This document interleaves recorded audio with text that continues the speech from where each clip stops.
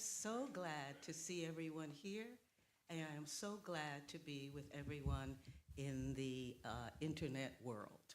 And thank you so much for joining us because you will have a wonderful message today, wonderful song, and wonderful time to be with Unity in Harlem.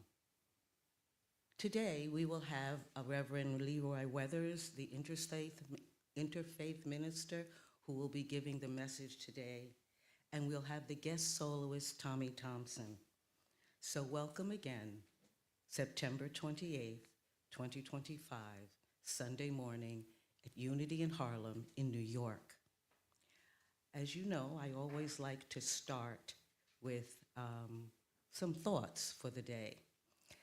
In our Tuesday class that we hope more of you will come and join us, we're reading a book called, for some reason it escapes my mind, but Finding Yourself in Transition. And I'm mentioning it because this past Tuesday, we talked about being the person who not only gives, but who looks introspectively and thinks about their mission, their purpose. And so today, I wanted to read a piece by a Universal Foundation for Better Living minister, Evelyn Polk Hill Coleman. And she writes today, which I hope will touch you as it touched me and will touch our members in our class. And it says, a day of reflection. Today, take a pause to reflect on where you are on your journey. With each passing year, as you journey around the sun, you gain wisdom and a deeper appreciation for the gifts, the precious gifts of time.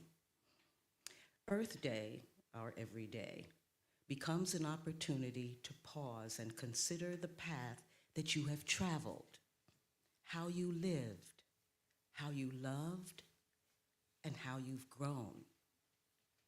It's easy to get caught up in what you own or what you have achieved, the love you shared, the kindness you spent time, those things that you have offered.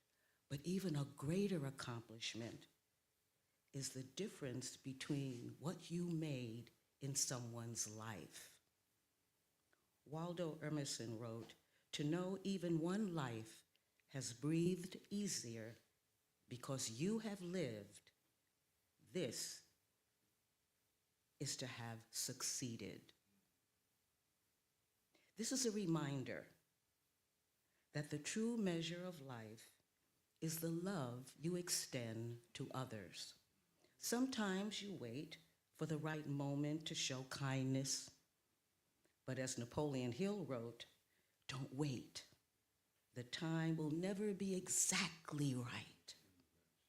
So affirm, your success is measured not by possessions, but by the lives you touch and the hearts that you uplift. And one of the songs at the end, near the end of the service, you will find that talks just about that. So please stay with us and enjoy this Sunday with Unity in Harlem as we have a celebration song called Follow Your Road that Tommie Thompson will sing by Pauline Wilson, and then we'll have the Unity in Harlem affirmation that we will all be able to join because it will be on the screen and your memory of knowing it. And then we will be prepared for the meditation with a song called You Raise Me Up. And then we'll have the meditation by Reverend LeRoy Weathers, and then his talk today, followed by a musical interlude prepared by Bob Ponce, then the prayer requests, the tithes and offerings that we hope you will share with us, and announcements that I will come back to talk about. And then our song of inspiration, We Are the World, You may not have heard that in a long time. So I know you know some of the words or all of the words, so you'll be able to enjoy or just sit back and enjoy that marvelous song and remember the people who sang that. It was just so heartwarming. And then we'll have the prayer of protection and then the peace song. So now I'll turn the program over to Tommie Thompson, who will do the opening celebration song, Follow Your Road. Thank you. Mm-hmm. You're welcome. Grand Rising, Grand Rising. Oh, and what is in those two words? Rising. So why don't we rise up? Why don't we stand up? And if you're at home, in your own way, rise up. We have a sense that you may feel this song, kind of even at home, maybe know this song somewhat. But mostly, when we open up with songs in unity, often they're bright, they're fast, they're catching you to wake you up. And we thought that this too, the thought and the rhythm of this song, especially at a certain point, it's such an affirmation that you can only rise up and put your body, mind, and spirit into it, and you will, again, have that energy that we say we like to start with. So in your programs here and at home, we're gonna follow only the one road that is our road.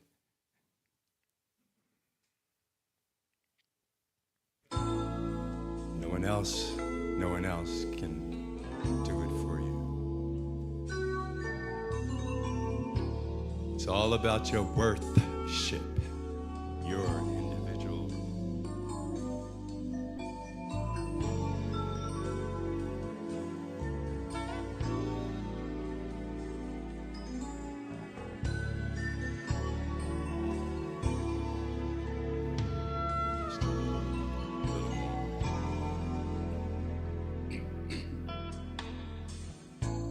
With so many roads that seem to lead down to the sea, I wonder which road will be the right one for me.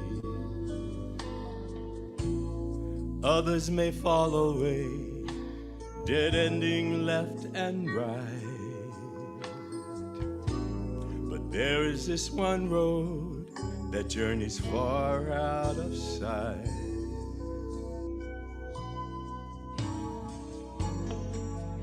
Have you wondered where your road will lead you?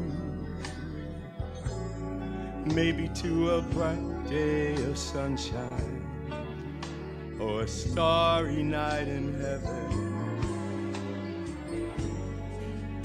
Or it might be you're afraid to go, afraid to go. Follow your road. We're gonna turn it up a little bit. Never know. You'll never know. Feel it in your bodies? Yes. That vision, only you, only your road, one road. We're determining today we're gonna find our destination. Because why? It's meant for us. Our victory lies there, not looking and comparing with others, but our road.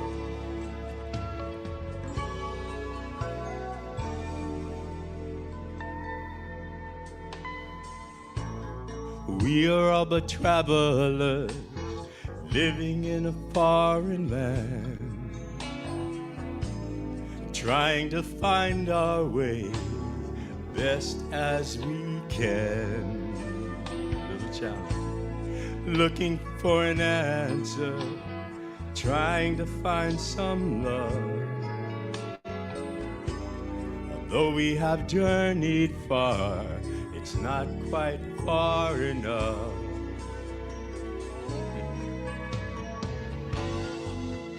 Have you wondered where your road will lead you? maybe to a song that needs singing, or summer rain.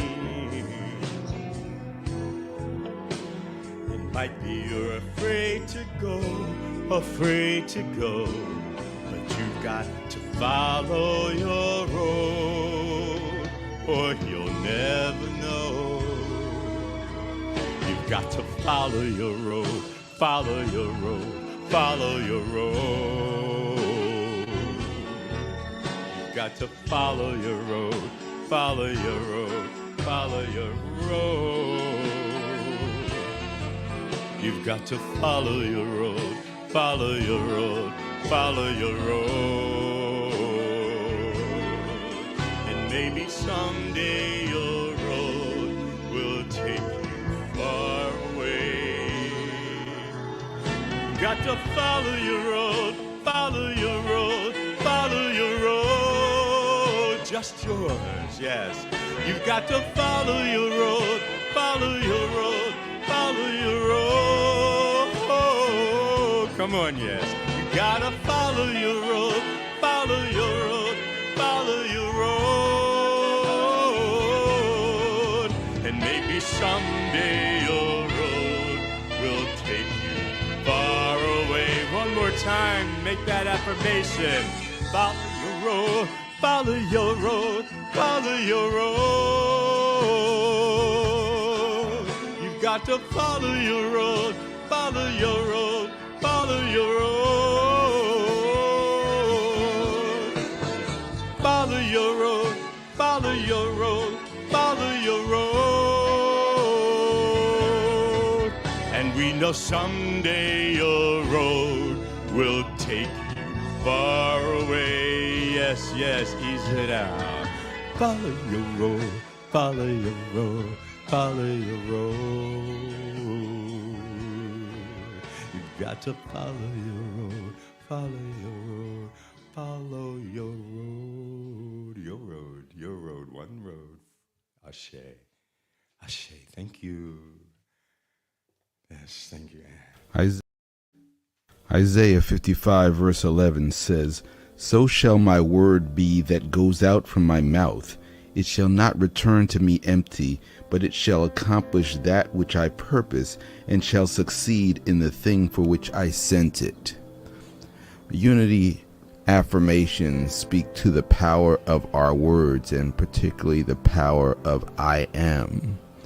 And so we say this affirmation every Sunday to affirm our divine nature. The words are on the screen, and I invite you to say them with me. I am an abundant, radiating center of God's love and light for peace, healing, and inner truth for all.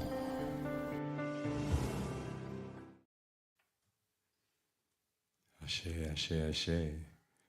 One of my favorite affirmations. And I know we all have many. As we prepare now for the meditation, I offer you to get comfortable, sit back in your seats. If you're at home, whatever form of comfort you find, if you're lying down because of particular reasons, just lie down. But if you can sit and sit up and back straight and nothing on your lap, even here, sit up as straight as you can. And there's nothing for you to really read here. I'm going to present the meditation song. You can follow it, to look at it if you care. But mostly, we invite you to take deep breaths. Take a deep breath in and a deep breath out. I often share that this is one of my favorite things to do, meditate. And the Reverend Carol here at Unity offers many meditations through the week in different ways. So our meditation, we're going to offer a song to You Raise Me Up So That I Can Stand. pretty much on my own because of the strength Goddess gives us.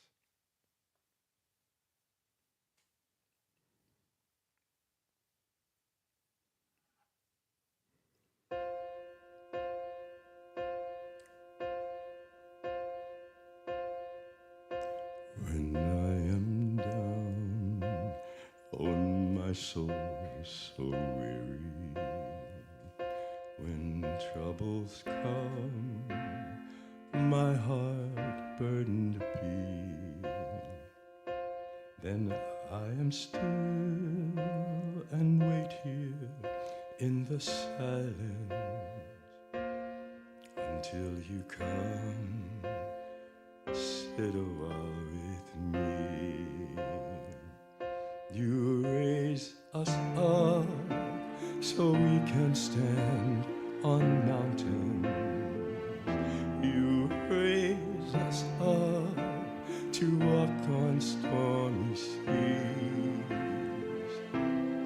We are strong when we are on your shoulders. Us up to more than we can be.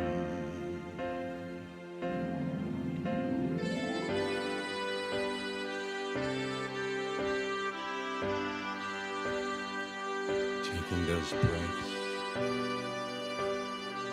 going inside,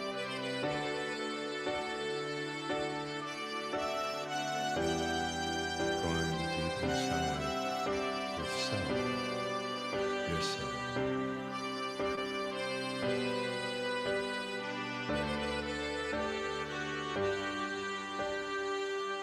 You raise us up so we can stand on mountains.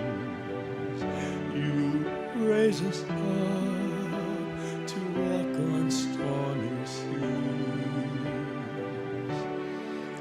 We are strong when we are on your shoulders. You raise us up to more than we can be.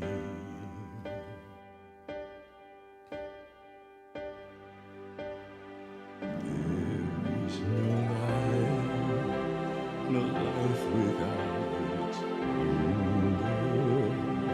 you. Each restless heart beats so imperfectly, but when you come and we are filled with wonder, sometimes we think we've glimpsed eternity. You raise us so we can stand on mountains. You raise us up to walk on stormy seas. We are strong when we are on your shoulders. You raise us up to more than we can be.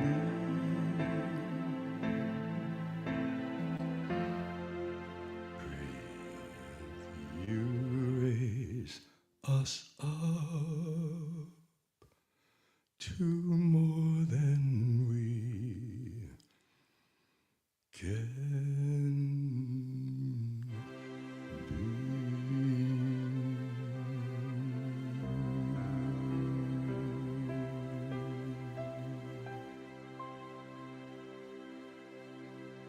Breathe, Ashe. Thank you.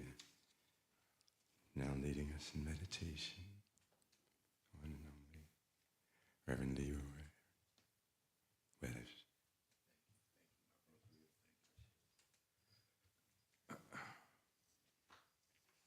Hello, hello, hello.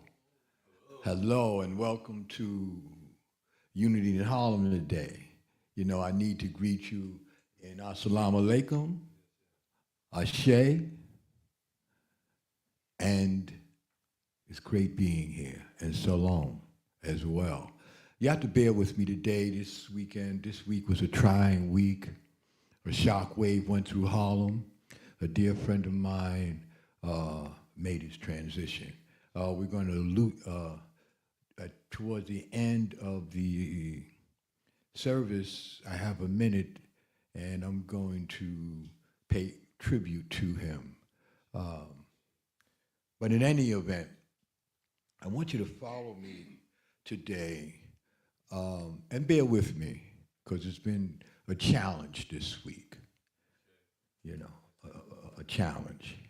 But what I want to talk about today, I mentioned it last Sunday, I wanted to talk about energy, okay? But we're going to do the meditation now, and what happens is I was speaking to a few people, and they were saying, I can't watch the news, and I can't do this, and all these negative thoughts. So during this meditation, I'm going to ask you to relax and to sit back and free yourself and take in some air and just follow me. For today is going to be a little different. What happens is the meditation will include just listening. Just listening. And hopefully it reminds you of the beautiful things that's happening in the world today. And to be thankful to God for this creation, this planet. So, and then there'll be music introduced as well. And I just want you to sit back and absorb the words from the music. So let's close our eyes and kind of get settled in and relax ourselves. Let's release ourselves into the universe. Let's unattach this cosmic seatbelt that we have so we can feel light. And feel light enough to take in these words. And we want to open our ears and just listen to the words. Beautiful. The world becomes beautiful when I find God. When I'm fully present in life, I find beauty everywhere. Looking up at the shimmering stars, walking through a field of Mongols, or sitting by the ocean, I rejoice in the beauty of nature. It's truly a wonderful world. The beauty that delights my senses also lives in me. The presence of God does not surround me. It is within me. My divine gifts, along with my talents, my integral part of the world, when I live in the fullness of my divinity, the expression of my humanity is simply beautiful. I am a radiant spiritual being, an individual of the divine. I honor the presence of God within myself and all others. We are beautiful. One thing I've asked of the Lord that I will seek after,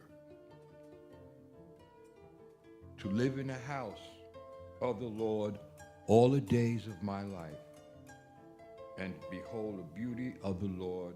Psalms 27, verse 4. So now I just want us to sit back and listen to this song that's coming up that reminds us it's a wonderful world.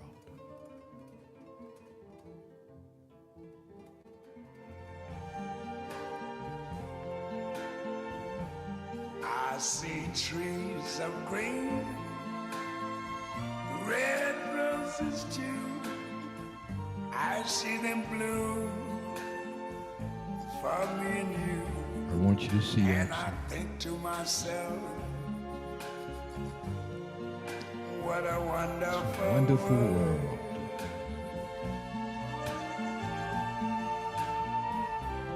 I see skies of blue and clouds of white, the bright blessed day, the dark sacred night.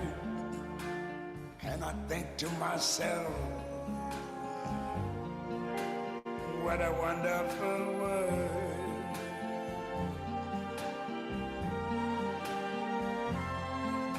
The colors of the rainbow, so pretty in the skies, are also on the faces of people going by. I see friends shaking hands, saying, how do you do? They're really saying, I love you. I hear babies cry. I watch them grow. They'll learn much more than I never knew. And I think to myself, what a wonderful world. Yes, I think to myself, what a wonderful world.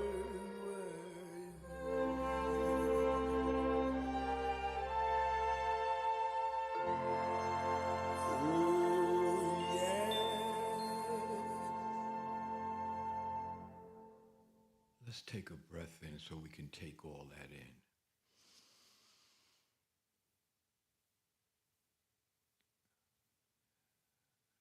And release it.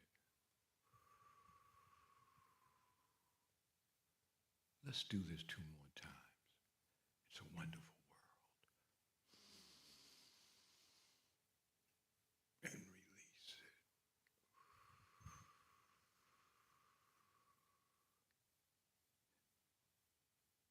One more time. It's such a wonderful world despite what's happening. It's a wonderful world. Let's take that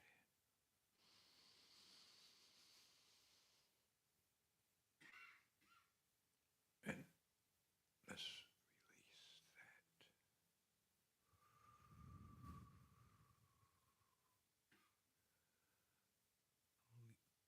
Let you sit for a minute or less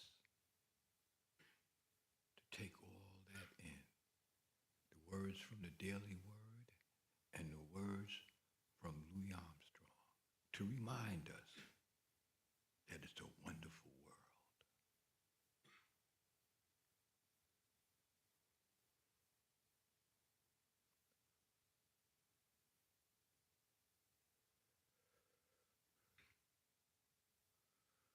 Okay, I want you to fasten that cosmic seat belt and come back to where we're at now and slowly, slowly open your eyes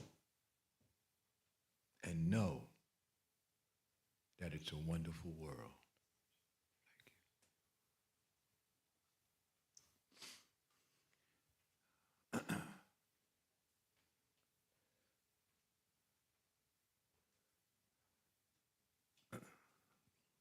Okay, thank you so much. And hopefully, and one of the reasons why I've run into people, I can't look at TV anymore with Trump and all this other kind of stuff and all this other kind of stuff, and they think about negative. Hopefully, we can think about the fact that it's a wonderful world despite what's going on. My talk today is going to be about energy and how energy works. And again, I want you to bear with me. Again, it's been a trying week, but hey, I'm here. Charles Fulmore, the co-founder of Unity, viewed spiritual energy as a divine power and a life-giving substance of God. accessible through the mind. I've said several times, God is mind. And we have the mind of God. And God's mind is love. God's will is love. And we can manifest this as inner light. That love, God, the love that God gives us is this inner light that we have. That is eternal. That was given to us in the beginning. Was given to us before we were born. And stays with us. Like when you have electricity running through your house, all you got to do, you want the light, just flip it on. Flip the light switch. You know. And if you're at home and you flip the light switch and it doesn't come on, well, maybe you didn't pay for your electric bill, but that's another story. But we have this constant access to this light and to this vitality and power to accomplish goals. He taught that by using faith, concentration, and meditation, and connecting to the spiritual intelligence, people could consciously direct this universal energy to restore health, achieve prosperity, and overcome limitations, ultimately connecting with the spiritual substance of the universe. You are the universe. The elements that are in the universe are in your body, and that's not an accident. We can call ourselves universalists, if I might. Spiritual energy and divine power. Fillmore describes spiritual energy as inner light and a fever, a burning desire within the body, a visible form of divine ideas that cleanses and purifies you as well as the universe. So as you're cleansing yourself, you're cleansing the universe. That's how powerful you are. That's how much energy you have. And for you to acknowledge that.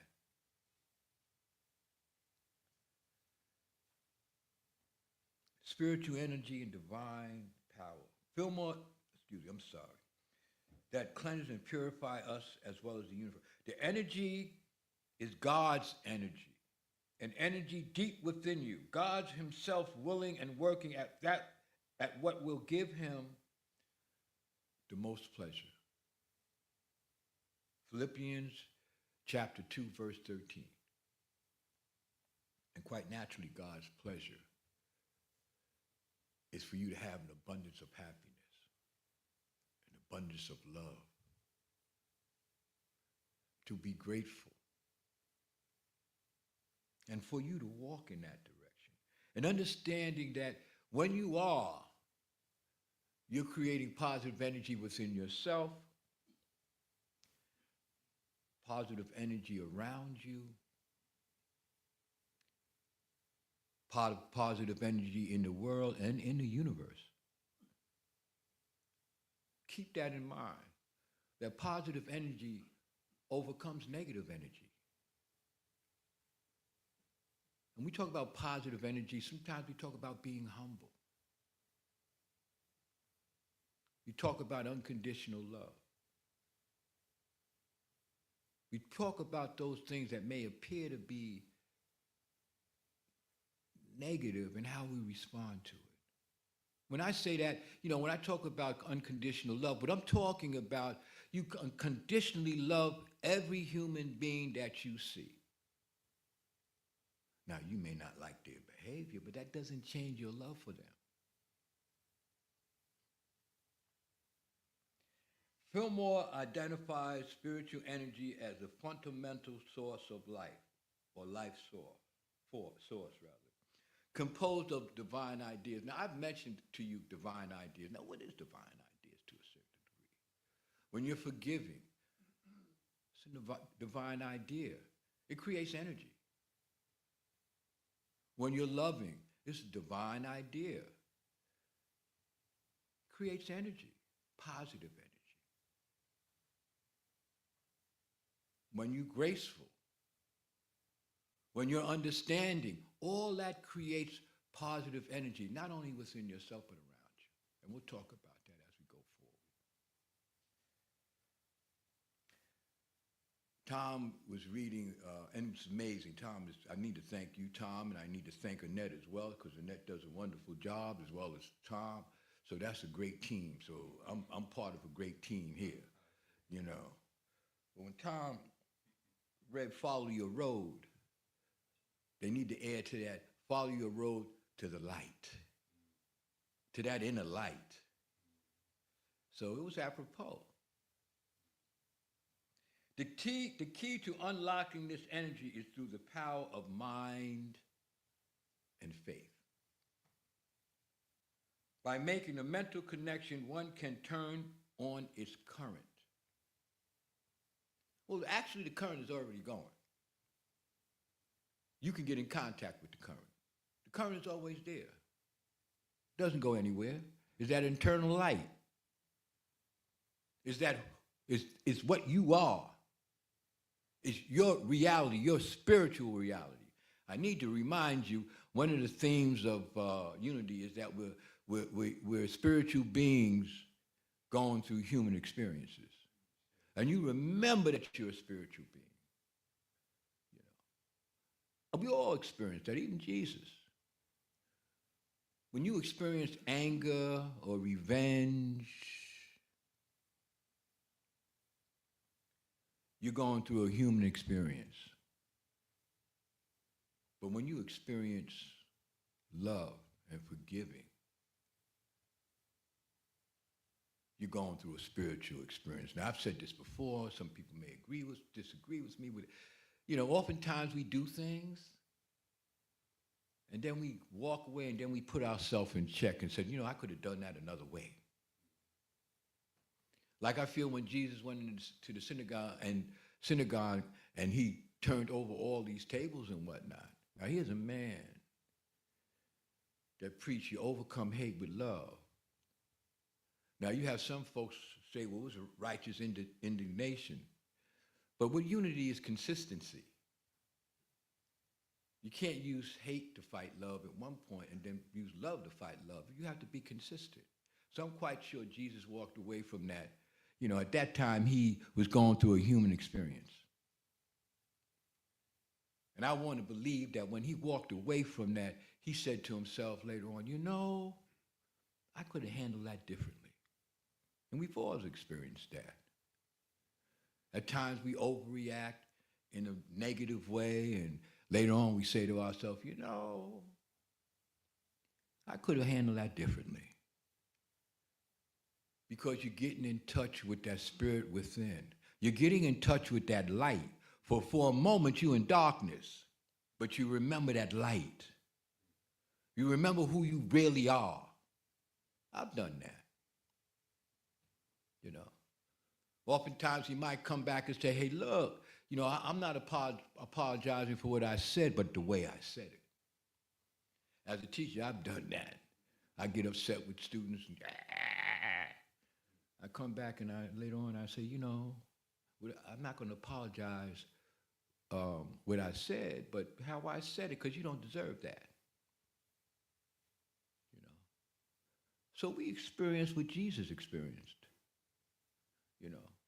We experience that human experience often.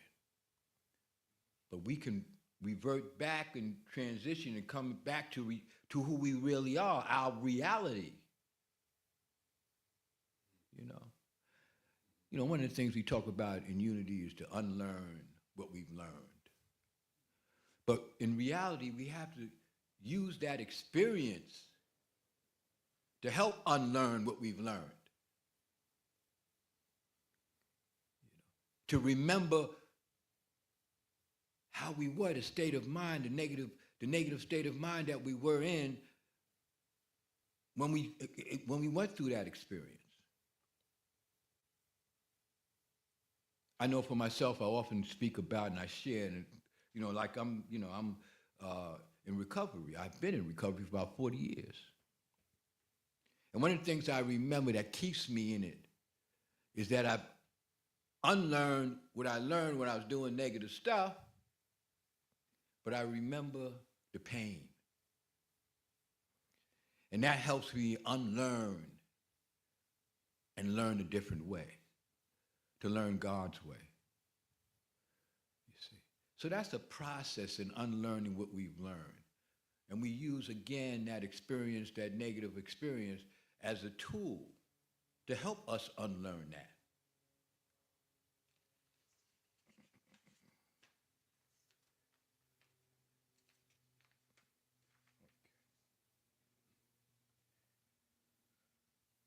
The key to unlocking this energy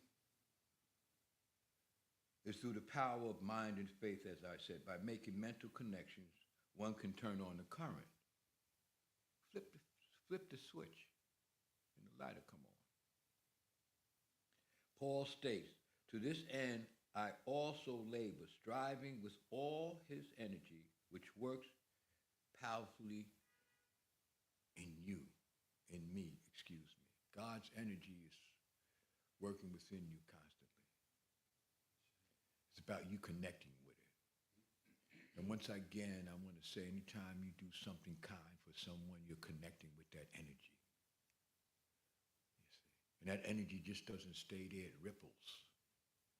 It ripples. It's like when you throw a rock into the water, it ripples. You see?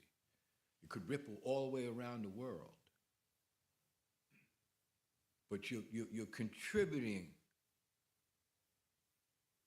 to a spiritual environment, to a peaceful world, to a loving world.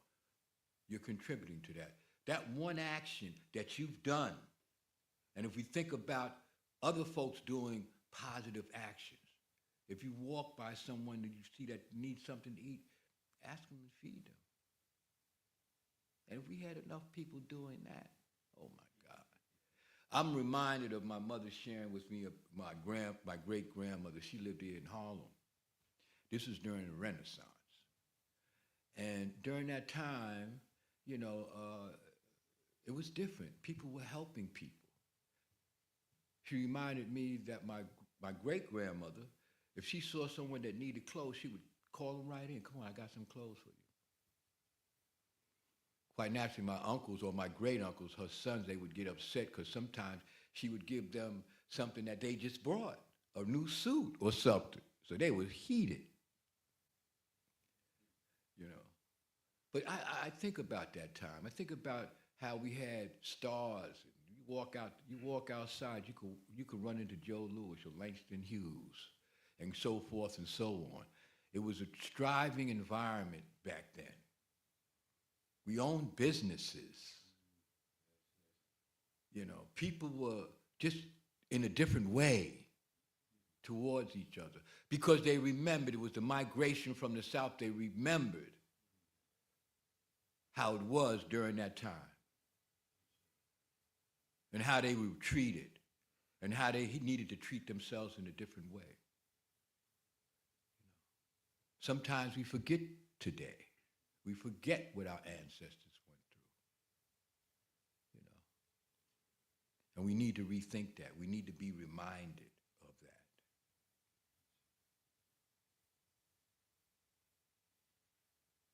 I want to read that verse one more time. Paul states, "To the end I also labor, striving with all his strength, which works he powerfully in me." He works in me. Okay. Colossians chapter 1, verse 29. Quite naturally, this verse describes Paul's intense and tireless effort in his ministry, powered by divine energy and strength of God working through him. God works through us. We got a job now. We have a job now. I have said before, and I've said it many times in terms of the Lord's Prayer, our job is to create a heaven on earth. Our Father, who art in heaven, hallowed be thy name. Thy kingdom come. Thy will be done on earth as it is in heaven. So that's our job. We have the same job that Paul has. And when you go out there and you do something kind, or you reach out to someone, or you give someone an ear to listen to, and we need to listen. We need to learn to listen and listen to learn.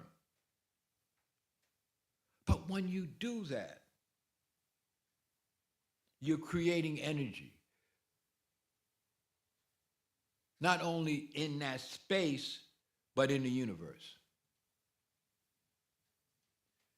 And that's the absolute truth. Using affirmative words and holding a vision of the desired goal can direct and engage in spiritual energy.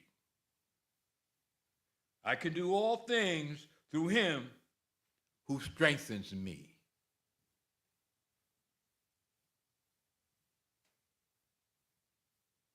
Let your conversation be always full of grace, seasoned with salt, so that you may know how to answer everyone. Be humble when you speak.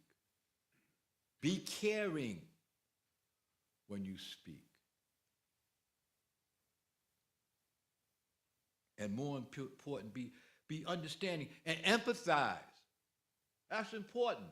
Empathize, because it's easier to understand what that person has gone through. Walk in that person's moccasins. This way you have a better understanding of what that person is going through. And it's easier to be caring and loving. It works. I think I shared with you, not me, I be sprinkling blessings everywhere. I get in the elevator. God bless you today. Have a blessed day.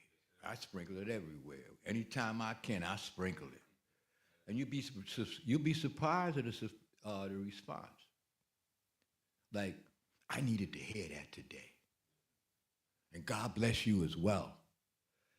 Matter of fact, that works better than saying, have a good day.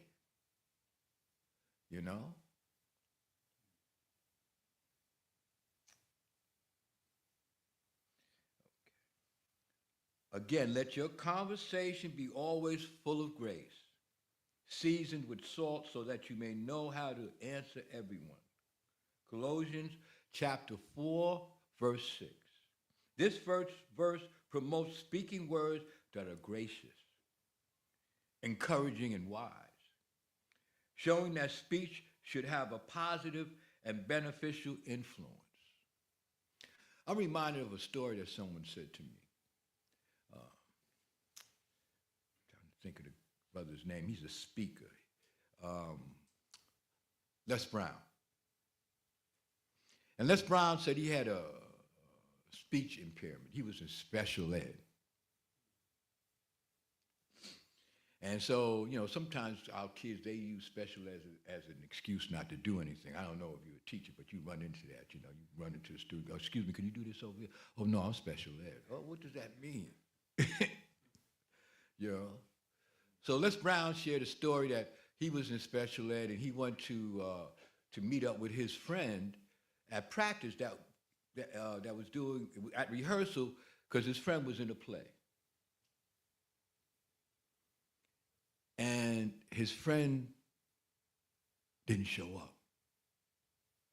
So he was sitting there, in the audience, and the teacher said, listen, I'm giving you this book here. I want you to read the words. You're going to take your friend's place. Because the teacher asked him, or the director, or whatever title you want to give him, had asked him, what are you doing? He said, well, I'm waiting for my buddy.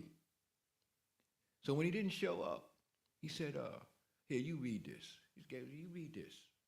You play his part. And Les Brown said, oh, I'm special ed. I can't do that. And he said to him, do not let anybody's opinion of you be your reality.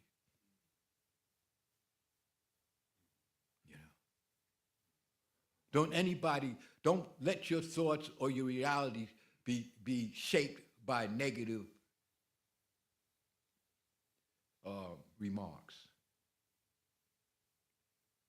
It's very heavy and deep.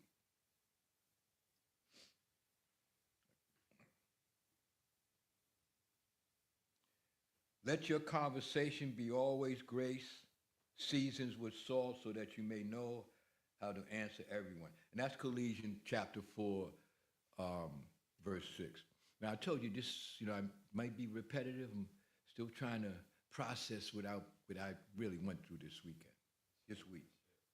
This verse promotes speaking words that are gracious, encouraging, and wise, showing that speech could have and will have a positive and beneficial influence. Fillmore taught that this vital warmth and healing light can be consciously directed to the parts of the body for healing purposes as described by his wife, Myrtle Fillmore. Now, Myrtle had tuberculosis. I've heard she had it during the time that was fatal. Most people didn't make through it. They didn't live through it. It was fatal. But she used the words and meditation, and she used her breath to heal herself. And it worked. It worked.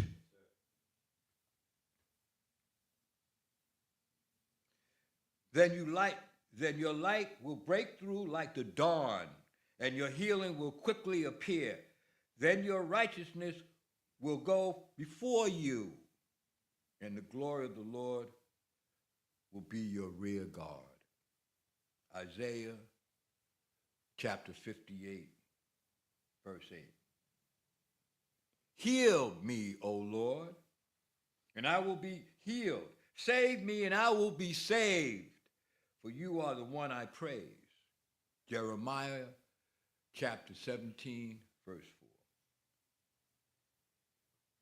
Recognizing and connecting with the universe, with the universal, ever-present spiritual energy through conscious thought, can bring financial well-being and abundant supply. That according to the riches of his glory, he might grant you to be strengthened with power through spirit in your inner being. That's where all the energy is. That's where all the power is. And you want to go within to create, to be manifested externally, to be your reality. Because oftentimes we shape our reality by what we see externally. Unity tells you it's an inside job. It tells you you have to go within. As simple as that.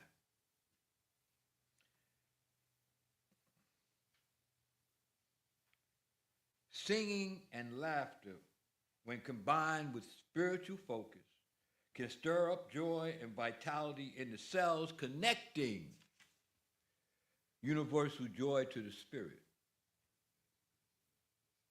Then was our mouth filled with laughter and our tongue with singing. Then said they among the heathen, the Lord has done great things for them. Psalms 126, verse 2. God blesses you who weep now, for in due time you will laugh. So I'm saying in due time, this country is weeping. We are. Because of the conditions and the things that are happening. But in due time, if we do what we are assigned to do, if we do our job as true students, and we do it together, there will be joy in the end. There will be joy in the end. And that's the absolute truth. I remind folks that, what we going through today in this country as compared to if we look at history, as compared to what our ancestors went through, as compared with the Jews went through. This is light. This is light. We have more ammunition. We have a better understanding of our connection to God, so this should be light. We're in a position to demonstrate the glory of God. And that should be a delight. So roll up your sleeves, Universalists. There's a job to do.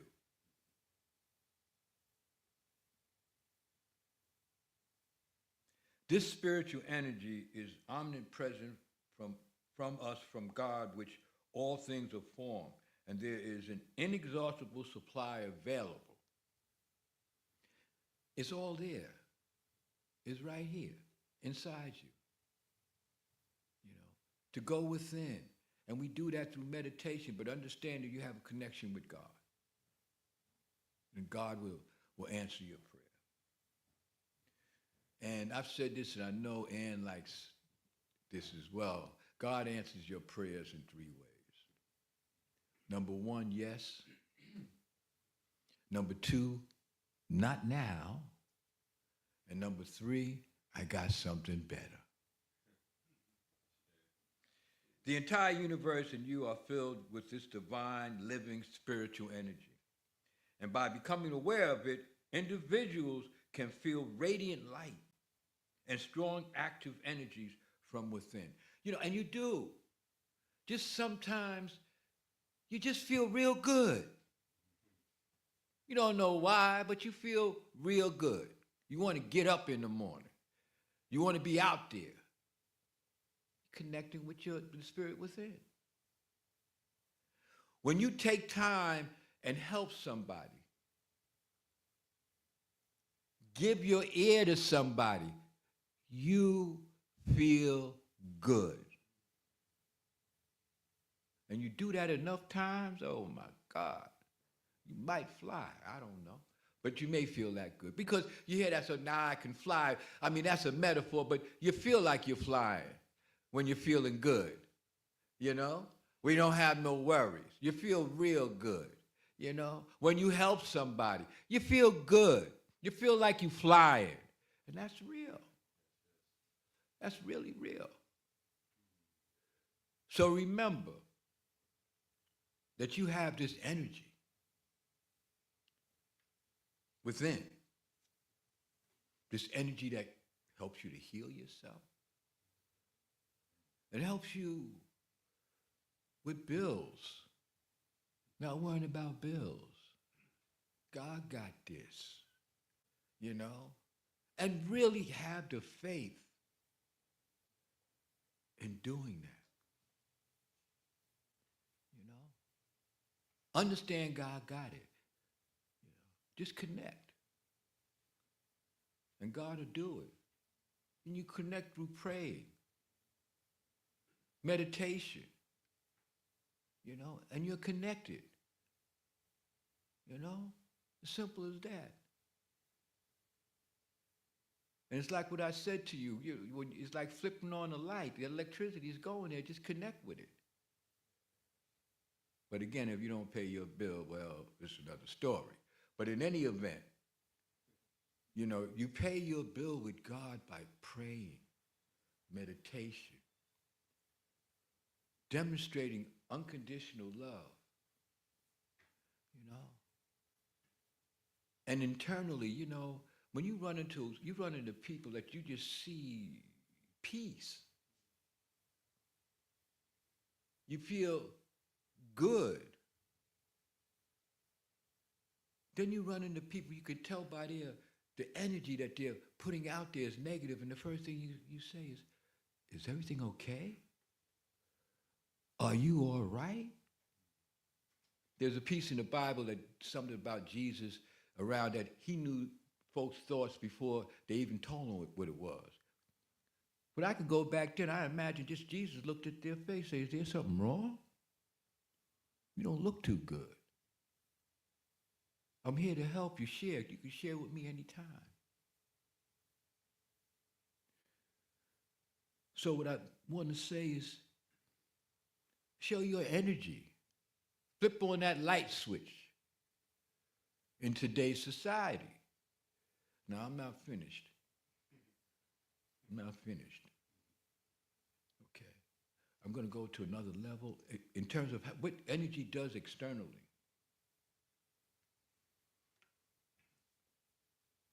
Everything is energy. Everything. Energy is motion.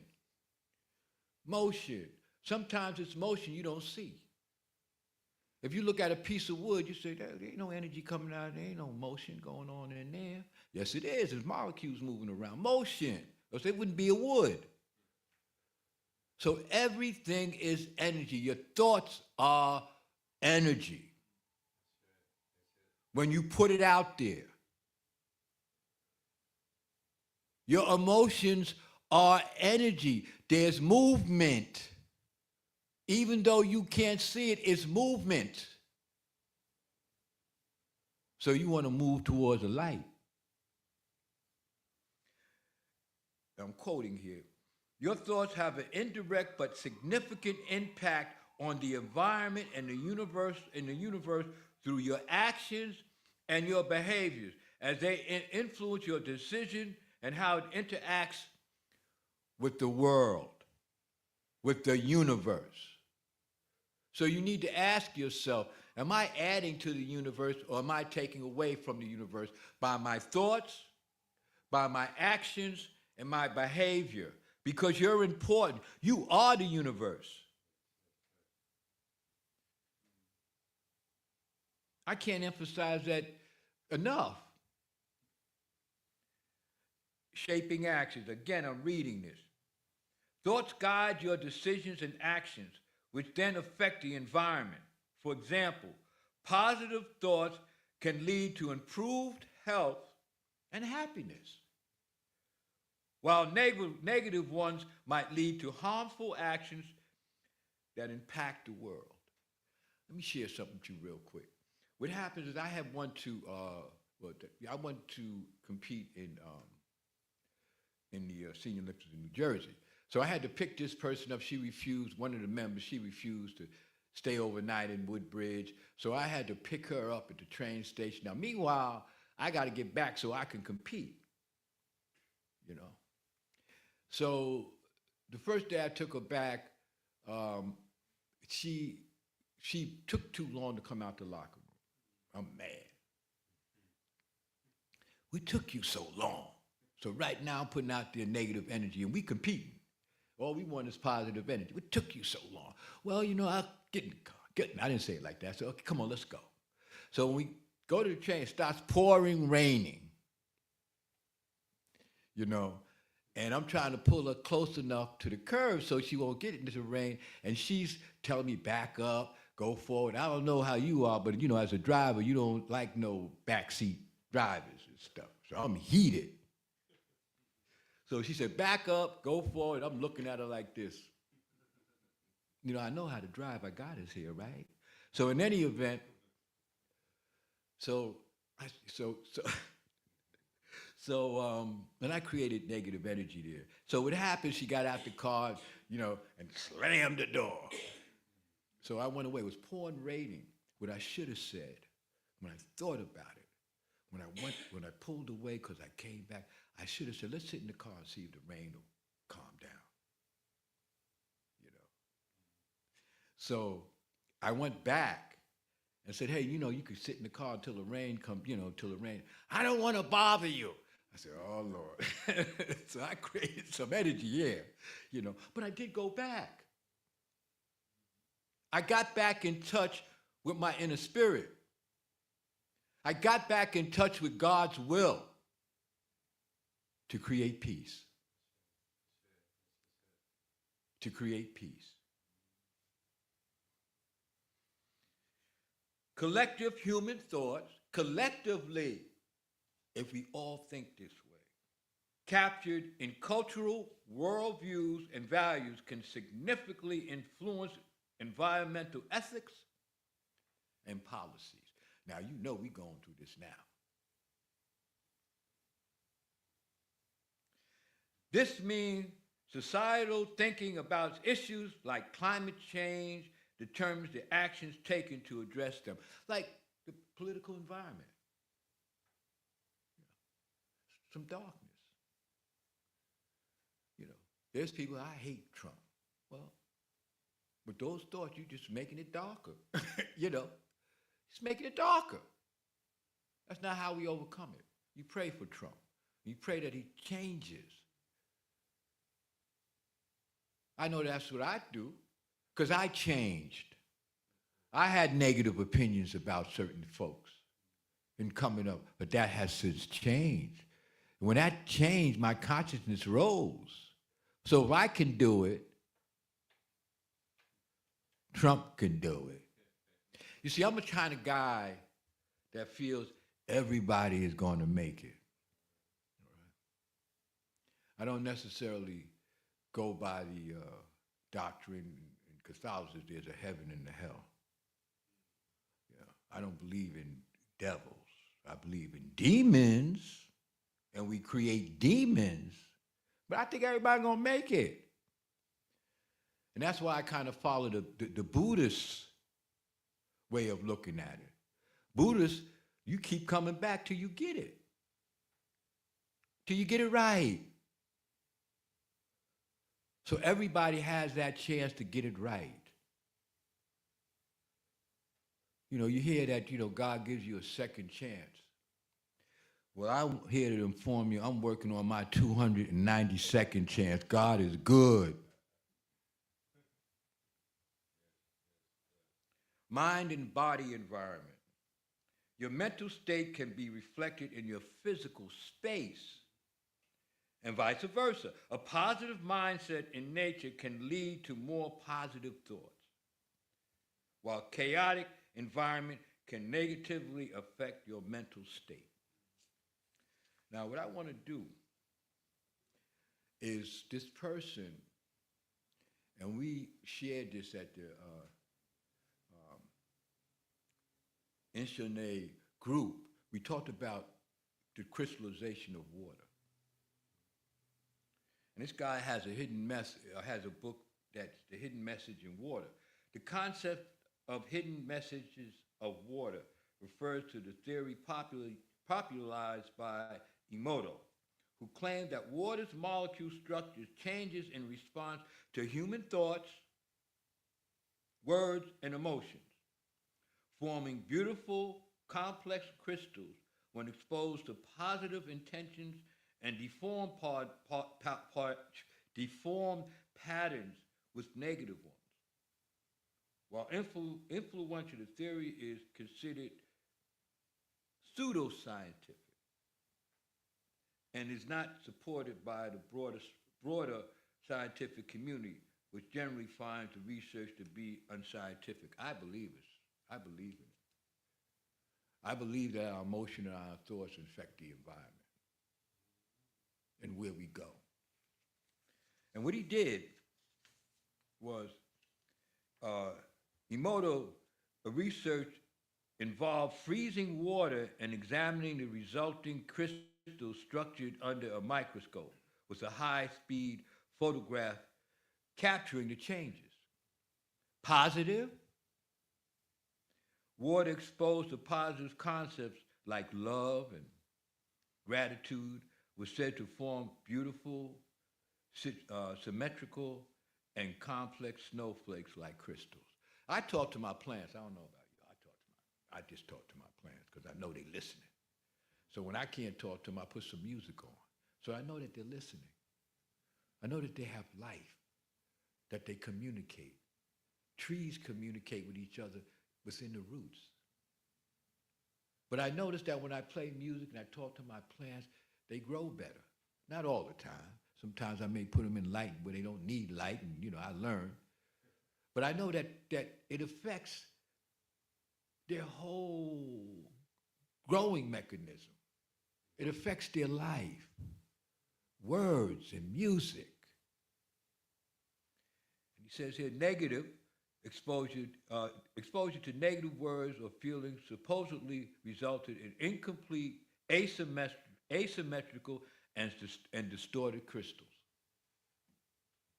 Now, I want to also share a story with, how things get into the universe, into the atmosphere. By that, I'm saying that there was this town, and I remember we shared this at a service one time where this town had a high rate of crime. And these folks went there and told the sheriff, we're going to come in here and pray. We're going to come in here. We're going to come in here and help you fight crime. So he was he said, well, you guys know karate? You coming in here with guns or what? No, we're coming here to pray. We're going to come in here as revolutionists of love. That's what we're going to do. That's how we're going to combat this. So the sheriff said, when you coming? He said, during the summer. Oh, man, you don't want to come in during the summer. Crime is all the way up there. Sure enough, they came in during the summer. And we all need to think about this, creating prayer groups like Unity has. And sure enough, after 30 days, crime went down 40%. They didn't have any guns. They didn't have any weapons. They weren't out there in the streets. They prayed to change the environment. And it worked. It worked.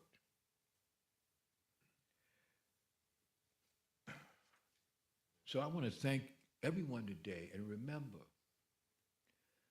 the beautiful things in life to offset what we're going through and understand that we can get there. Understand we can create a heaven on earth. Now, some of us are waiting until after we die. I'm going to do it now. I want to get it done now. I can't wait. I'm about a now guy. You know what I'm saying? Unity is about doing it now, making it happen now. So whatever you can do to show the energy that you have, the power that you have, and show it in a graceful way, in a loving way, in an understanding way, do it.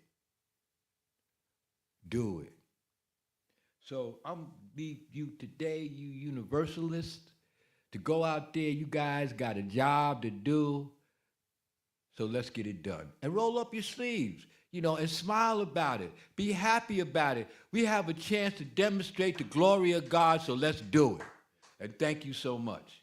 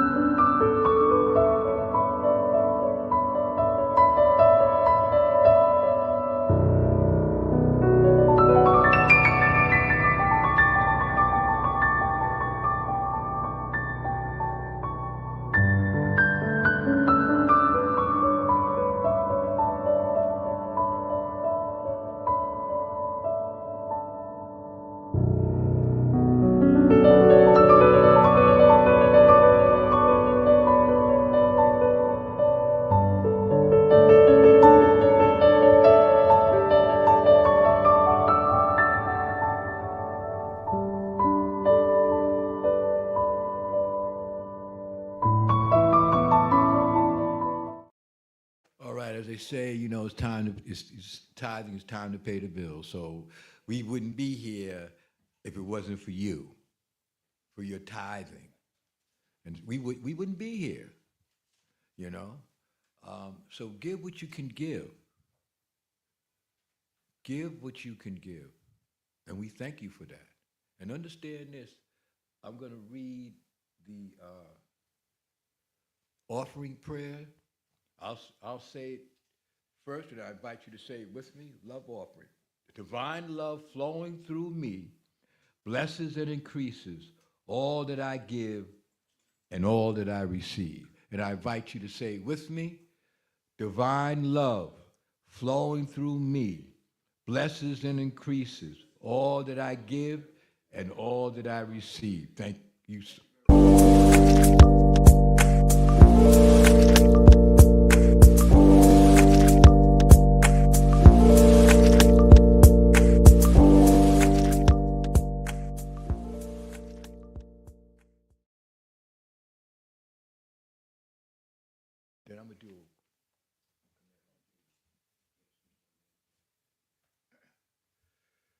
Okay.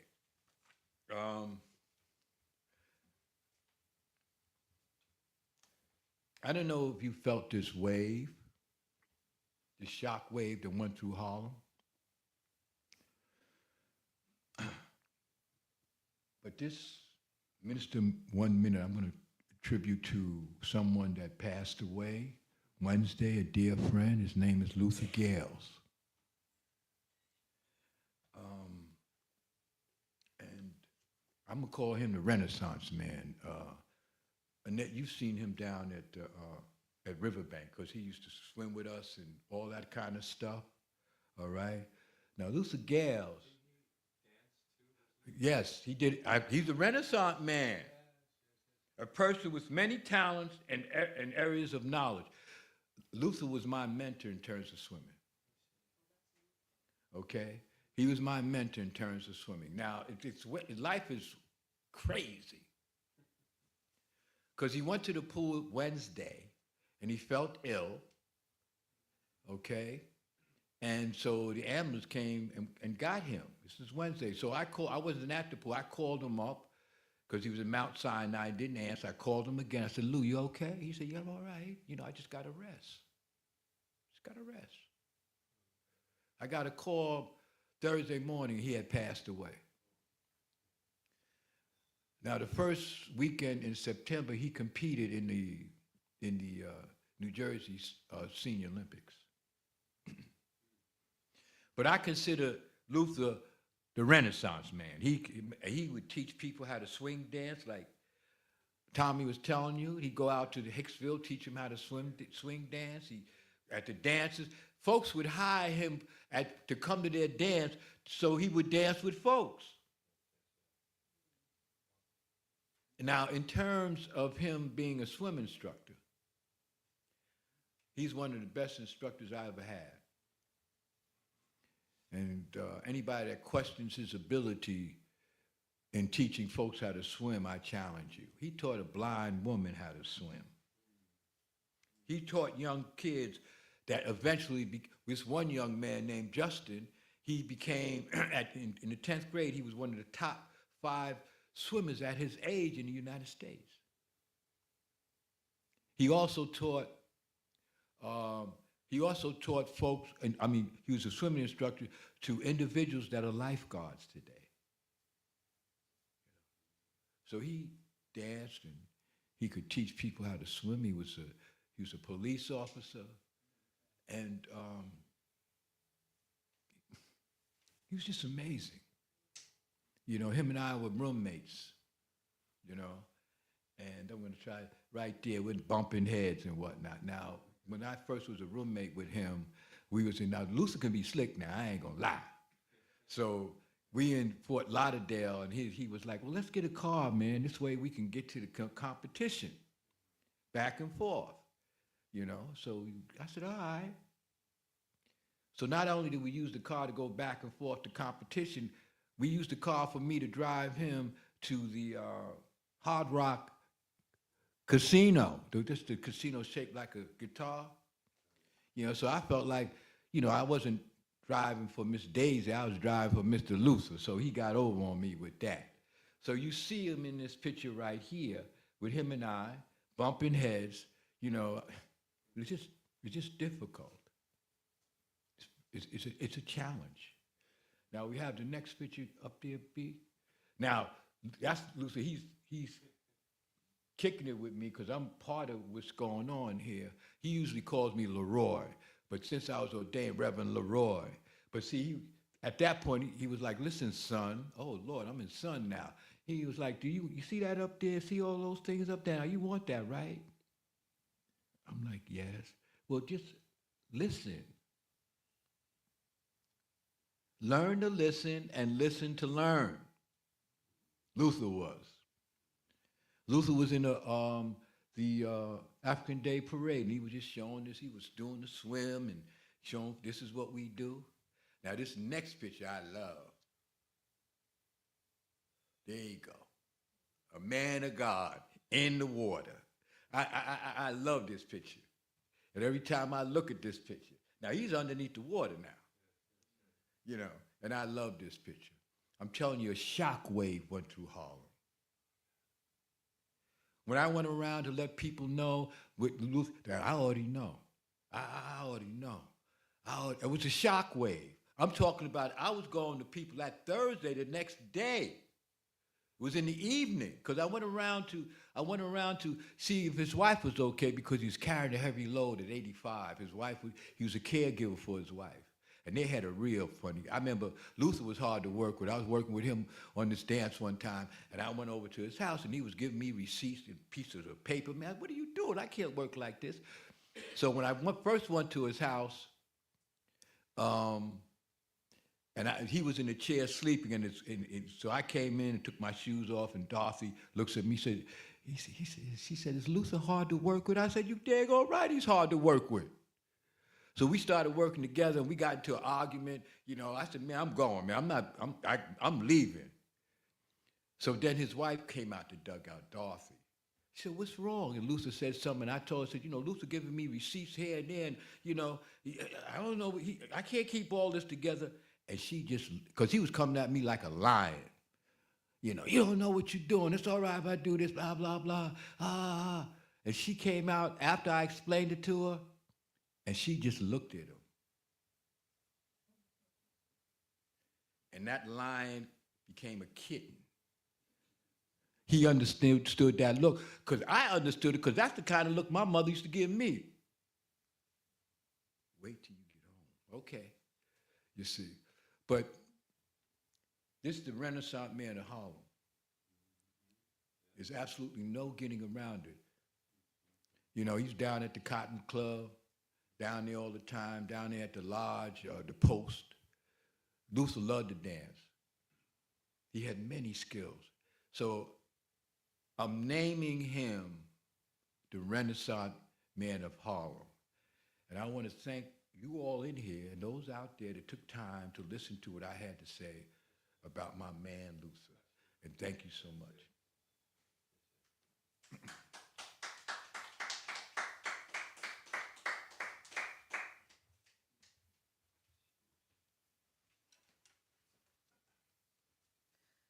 Thank you, Luther. And thank you because many people did not know him. If he's the same swimming instructor,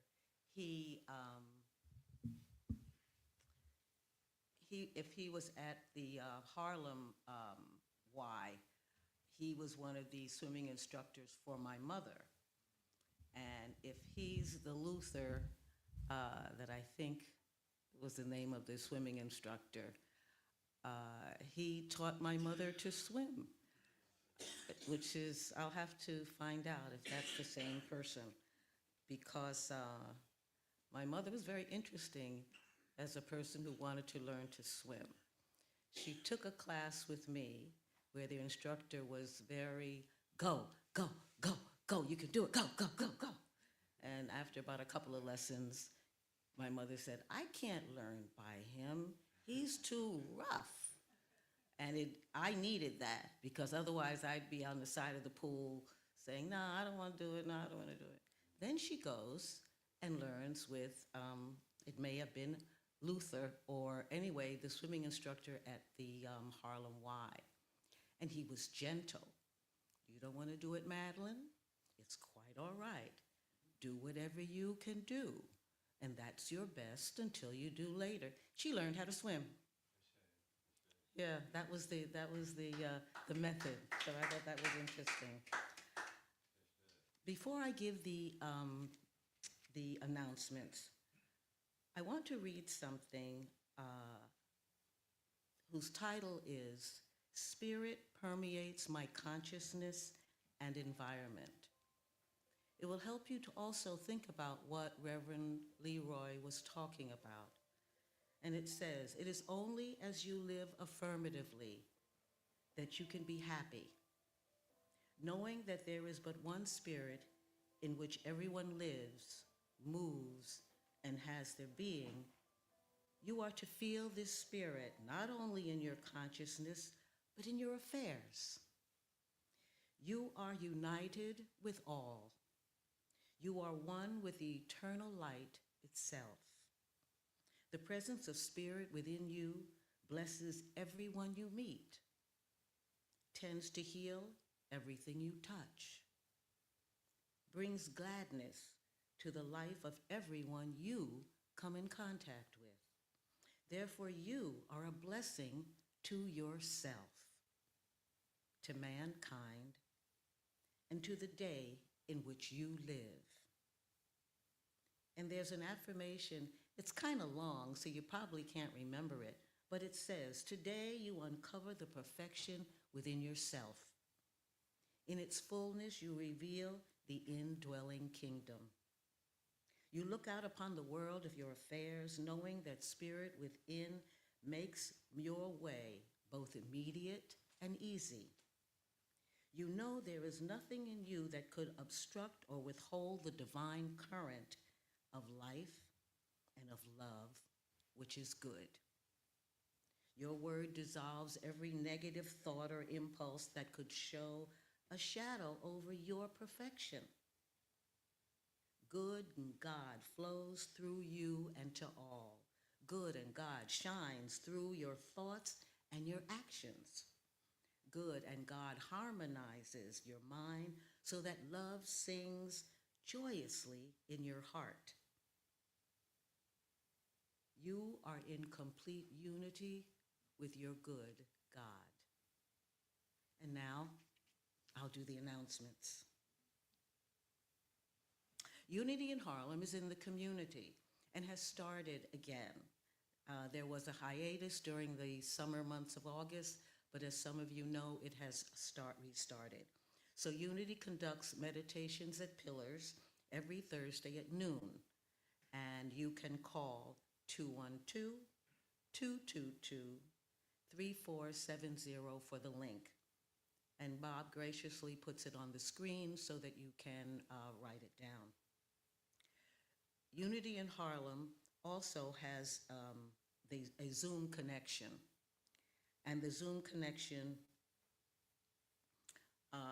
is 698-428-2725. And if you want to come in to dial in, you can go to 929-205-6099, and then the passcode of 777-7777. Both the Zoom connection and online and the dial-in connection have the same passcode. Tuesday study groups, as I mentioned earlier, has started again. And we are reading Finding Yourself in Transition by Robert Grummett. The class starts at 6 and runs until 8 p.m. And as I said earlier, we are looking at our purpose. What is our mission? What do we feel is important for us to do and be in the world?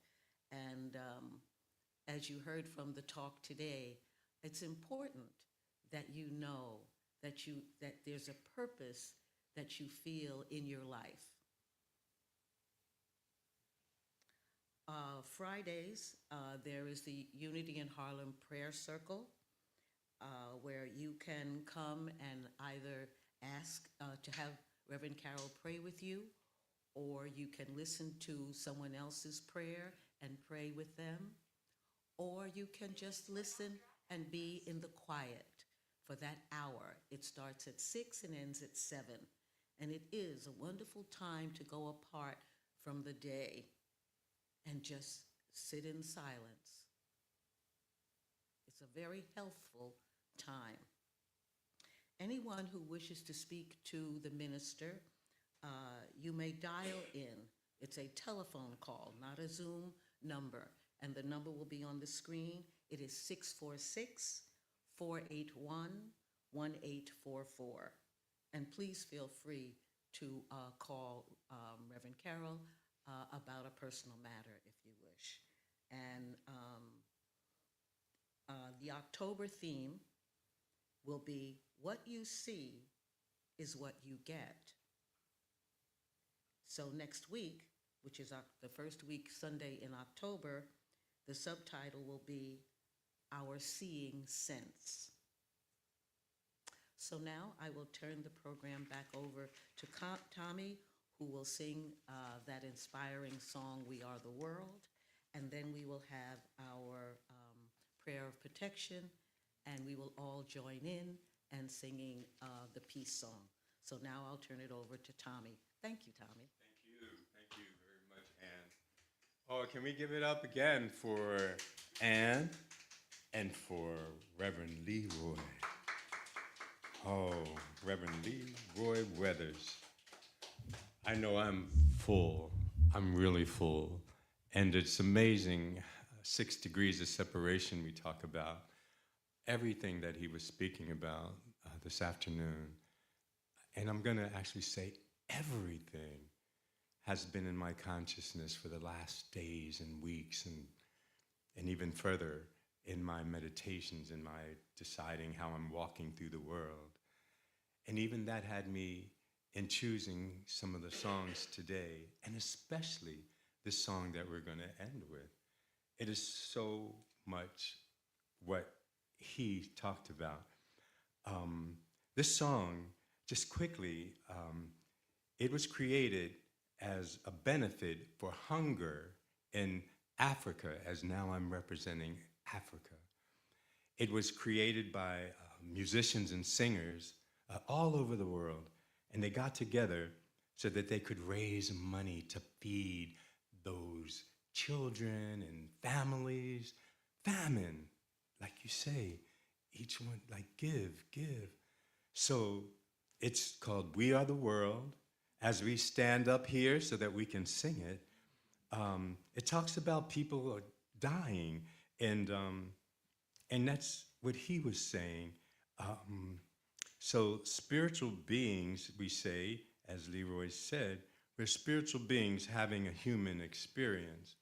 But yes, our spirit lives on, but physically, many people, as he said today, and as we think, many people are dying because of the greed, hunger, animality, all these things. And I would say, we say that the children shall lead. So I had decided for us to sing this last song today with the children. And it is We Are the World.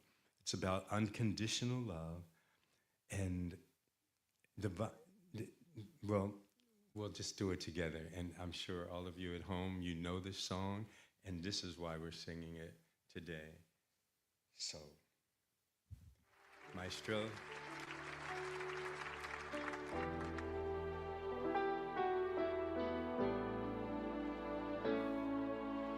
There comes a time when we hear a certain call, and the world must come together as one. There are people dying. It's time to lend a hand to life, the greatest gift of all. We can go on pretending day by day that someone somehow will soon make a change. We are all a part of God's great big family, and the truth, you know love is all we need. Sing out, come on. We are the world. We are the children. We are the ones who make a brighter day. So let's start giving. There's a choice we're making. We're saving our own lives. It's true, we make a better day, just you and me. Yes, yes, yes. Send them your heart, so they'll know that someone cares, and their lives will be stronger and free as God has shown us by turning stones to bread. And so we must lend a helping hand. Sing out. We are the world. Yes, yes. We are the children. We are the ones who make a brighter day, so let's start giving. There's a choice we're making. We're saving our own lives. It's true, we make a brighter day, just you and me.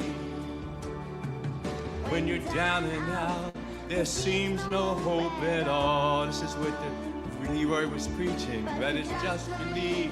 There's no way we can fall. Yes, well, we'll realize that a change can only come when we stand together as one. We are the world. We are the children.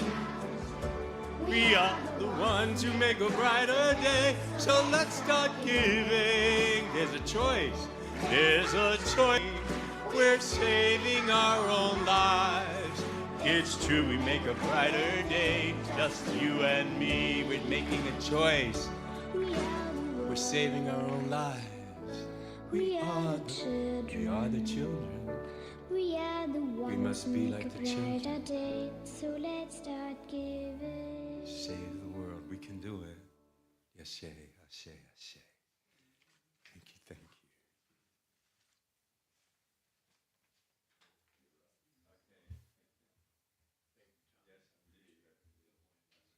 Thank you.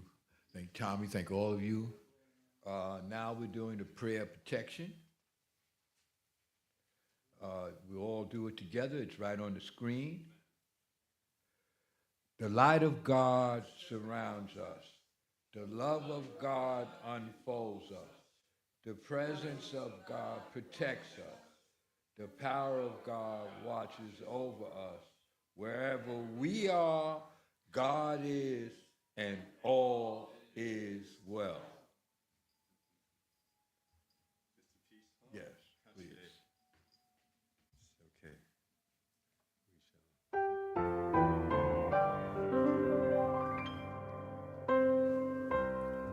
A peace song together.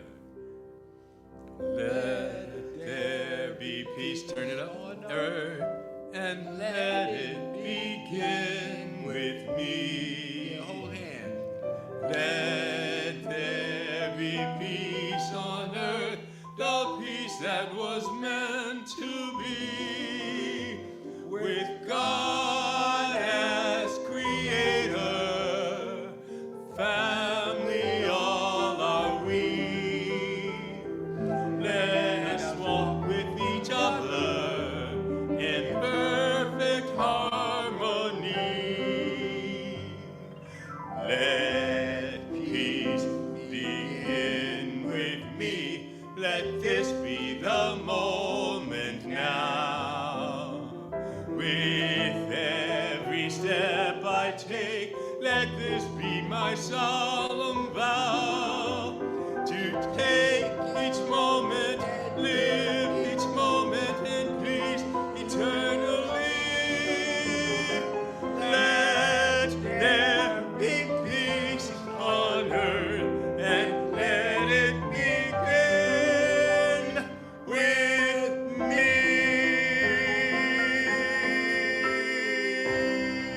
We on fire. We on Yes, fire. indeed. Yeah, Ashe, we on ashe, fire. ashe. We on fire. Ain't nothing but light Right, in here. unity, unity. God bless you. Ashe. Man. So much. Thank you. So Thank you. much. Thank you. Thank you at home. Thank you here today. Thank you. Thank you. Thanks to our sound man. Thank you.